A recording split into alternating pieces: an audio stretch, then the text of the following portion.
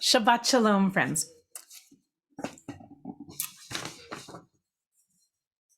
7 Portraits Surviving the Holocaust is an exhibition of paintings that was commissioned by Charles, Prince of Wales, heir to the throne of England.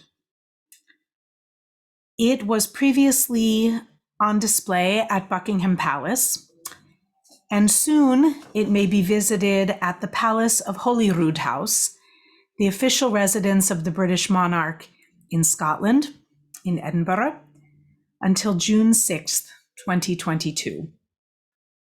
Cantor, Andy, and I would very much like to have been able to get there to see that, as the Palace of Holyrood House became a place of some very special memories several years ago when we actually happened upon it, not at all by plan, and it was a very magical experience to visit it. But in the catalog, portraits of Holocaust survivors now living in the United Kingdom include a portrait of Rachel Levy, Rachel, born Regizna, painted by English artist Stuart Pearson Wright. Rachel was born in 1930 in the village of Bechuc near Dolny Obsha, which was then part of Czechoslovakia. It was my privilege yesterday to spend part of the afternoon hearing Rachel's story on the website of the Imperial War Museum. I would importune any or all of you to go to that website and hear Rachel's story. For a woman who did not learn a word of English until she was 16 years old, she speaks English absolutely unaccentedly, except for her beautiful English accent. And she is a polyglot. She already at that age spoke at least 6 languages, despite her absolute lack of formal schooling. Rachel was brought up in this tiny village of only about 100 families, all of them Jewish in their small enclave. Her father was a Torah scholar. Her family's success in business allowed him to study full-time. He was taken away very early, around 1940, and was never heard from again. Pressed into forced labor camp, they think, but they never saw him again. And Rachel had an older brother and 3 younger siblings. Her mother was a young woman. By the time the war started, she was still only in her early 30s, and she was the shopkeeper and the breadwinner of the immediate family. She continued to work, even clandestinely, after so many restrictions and ultimately absolute persecutions were emplaced on the Jews in that part of the world, and of course in all of the surrounding areas.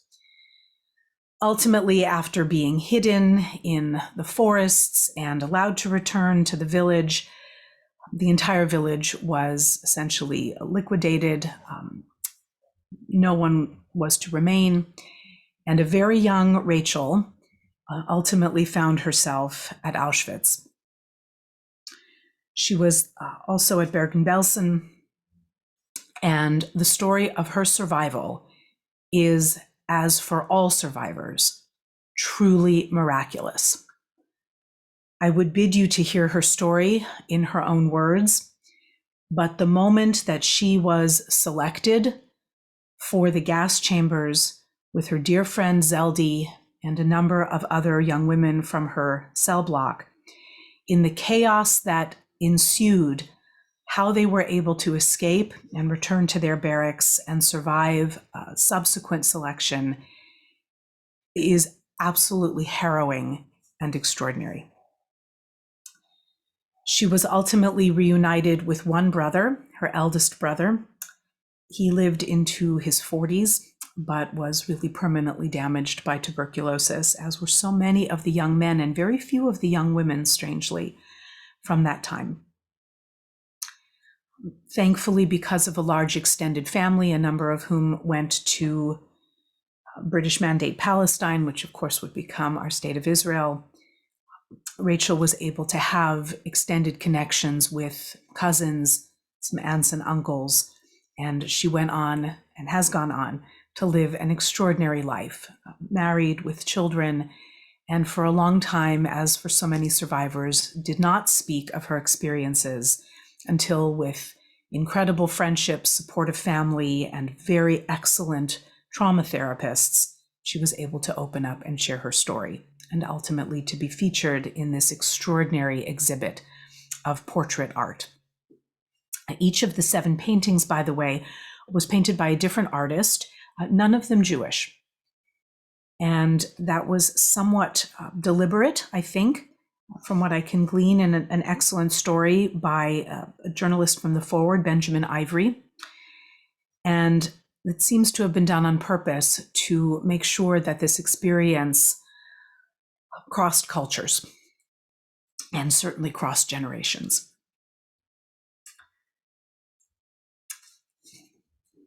Chevra, in this week's Parsha, we hear multiple times the description of the Jewish people as an am kashay oref, a stiff-necked people. And though much, of course, has been said about it, it seemed most appropriate to share today, as it really seems always appropriate, but especially given Rachel's story, to share some of the wisdom of her countrymen, Rabbi Lord Jonathan Sacks of blessed memory, who writes in his commentary on Exodus and Covenant and Conversation about this notion of the Am Kashay Oref, the stiff-necked people. And in it, he actually quotes from Rabbi Yitzchak Nissenbaum, who lived for a time and died in the Warsaw Ghetto, particularly appropriate to Rachel's story. And he wrote a prayer that Rabbi Sacks paraphrases in his commentary on Exodus. And the prayer was thus, referring to the vice or virtue of being stiff-necked. Rabbi Nissenbaum wrote, "Almighty God, look upon this people with favor, because what is now their greatest vice, their stiff-neckedness, will one day be their most heroic virtue." He's paraphrasing Moses in his negotiations with God. "They are indeed an obstinate people. When they have everything to thank you for, they complain. Mere weeks after hearing your voice, they make a golden calf. But just as now they are stiff-necked in their disobedience, so one day they will be equally stiff-necked in their loyalty. Nations will call on them to assimilate, but they will refuse. Mightier religions will urge them to convert, but they will resist. They will suffer humiliation, persecution, even torture and death because of the name they bear and the faith they profess, but they will stay true to the covenant their ancestors made with you. They will go to their deaths saying, Ani ma'amin, I believe. This is a people awesome in its obstinacy.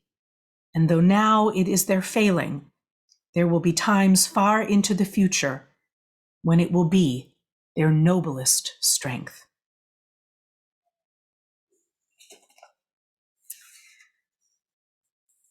In the interview that Benjamin Ivory did with Stuart Pearson Wright, the artist, Benjamin says, "Stuart, your image of Rachel Levy expresses such a dauntless, indomitable character. She really should be a figurehead on the prow of a ship." I'd like to share with you Stuart Pearson Wright's portrait of Rachel Levy.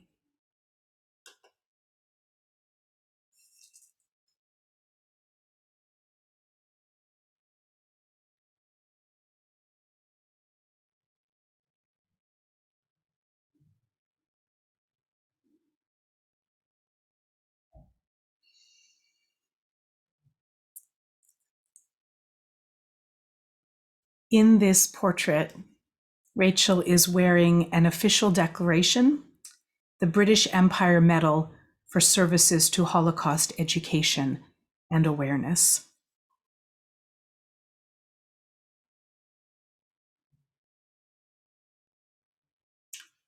Notice the set of her jaw, the determination in her eyes, her wonderful neck that has held her up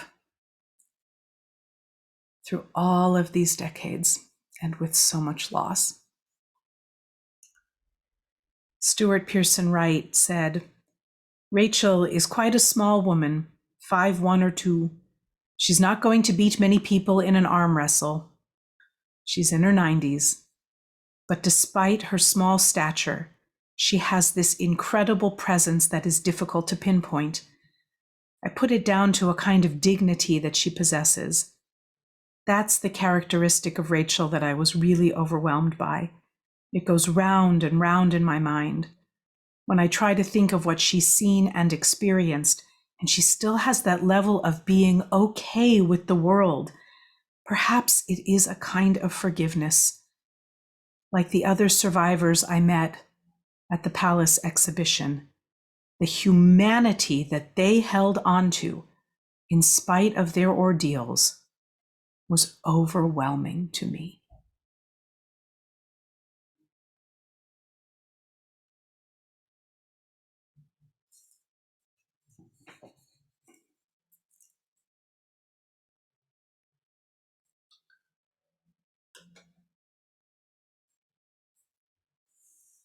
Chevra, we live in frightening and uncertain times, but the rays of goodness shine brightly.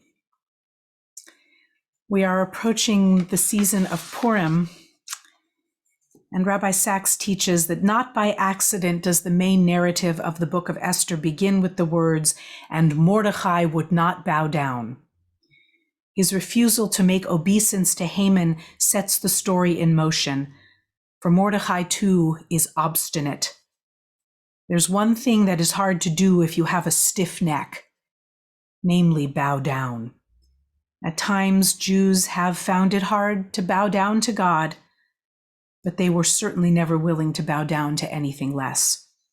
And that is why, alone of all the many peoples who have entered the arena of history, Jews, even in exile, dispersed and everywhere a minority, neither assimilated to the dominant culture nor converted to the majority faith. In God's absence, faith remained. Let us own our proud stiff-neckedness. Let not our stubbornness be our doom, but rather, inspired by Rachel Levy and all of those who survived to tell their stories, let our stiffness, our obstinacy, our commitment be our hope and our salvation. Shabbat Shalom.